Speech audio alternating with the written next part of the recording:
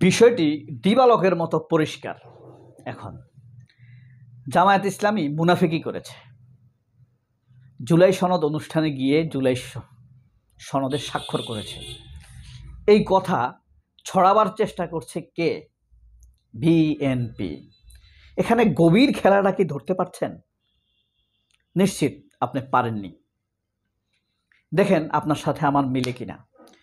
12 থেকে 14 দিন আগে জামায়াত ইসলাম, এনসিপি আলাদাভাবে ঘোষণা দিয়েছে, একই ঘোষণা যে পিআর পদ্ধতি না হলে এবং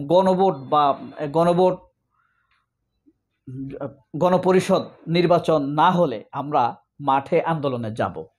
জামায়াতের সাথে একটা একভাবে না হলে যুগপৎ ঘোষণা হয়েছে, এটা কিন্তু আলোচনা করে হয়েছে। কিন্তু এই পরামর্শটা কার ছিল?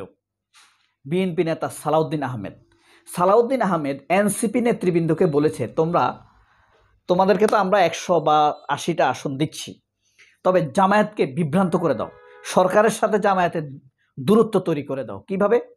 জামায়াত সরকারের বিরুদ্ধে তীব্র আন্দোলনে যাবে, সরকারের সাথে জামায়াতের দূরত্ব তৈরি হবে, আর তোমরা আর আমরা সরকারের সাথে সম্পর্ক ভালো রেখে ঠান্ডা মাথায় নির্বাচনের দিকে এগিয়ে যাব।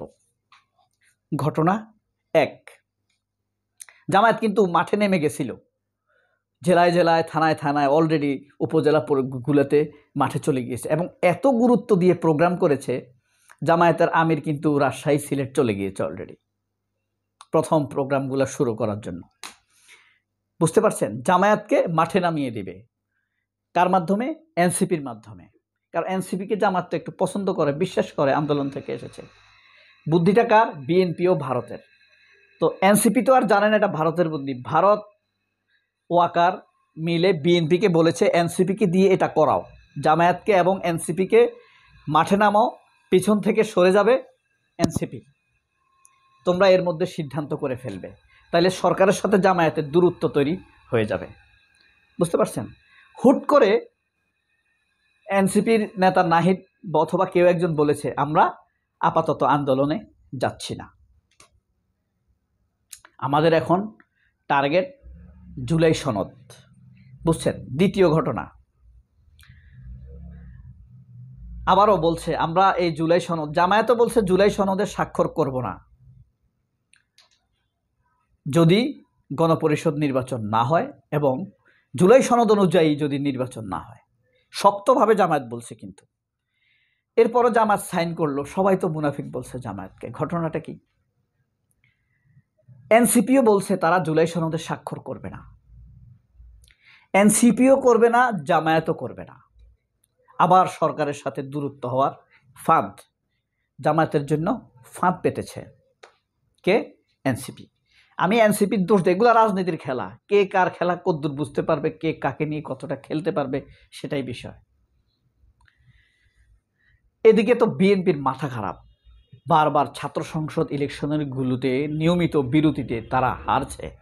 তরুণরা অমোঘ গরম বক্তব্য দিচ্ছে, শিবিরকে বিশ্বাস করা যায়।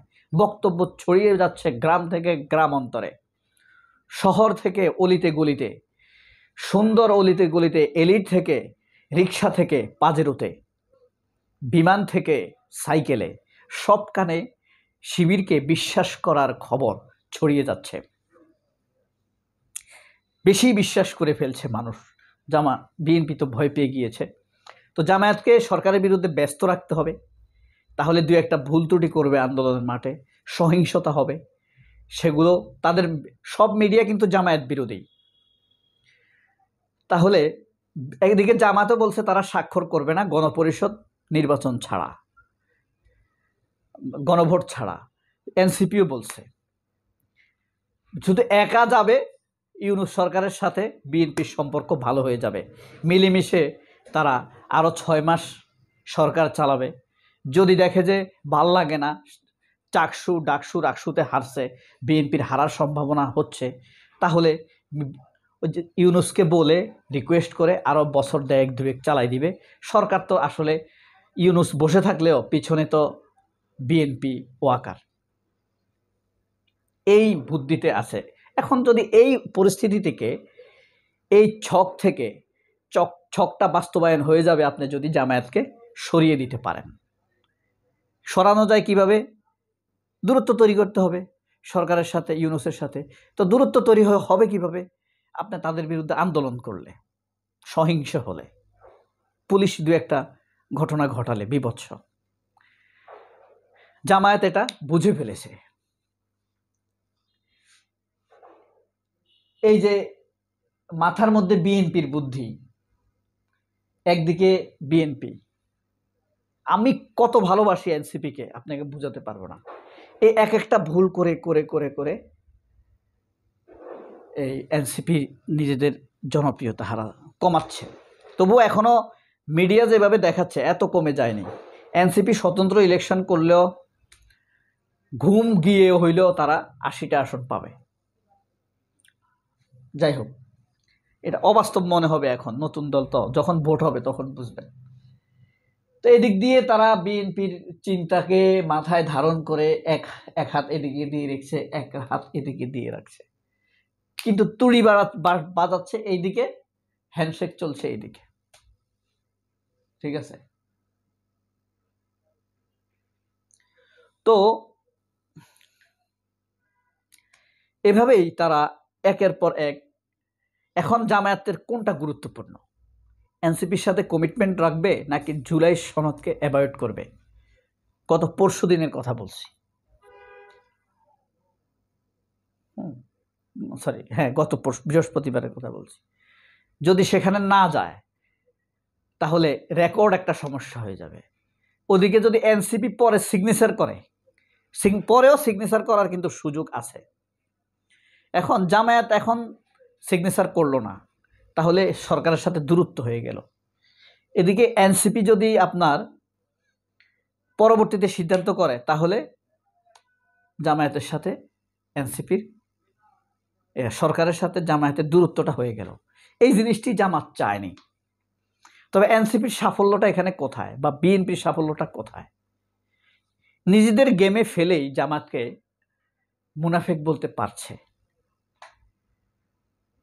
তবে জামায়াতের এর চাইতে উত্তম রূপে গেমটা খেলার কি সুযোগ ছিল? ছিল। জামায়াত যদি মুহুর্মুহু মিছিল মিটিং নিয়ে চারদিক থেকে এসে একটা ডিসপ্লে তৈরি করে ফেলতে পারত।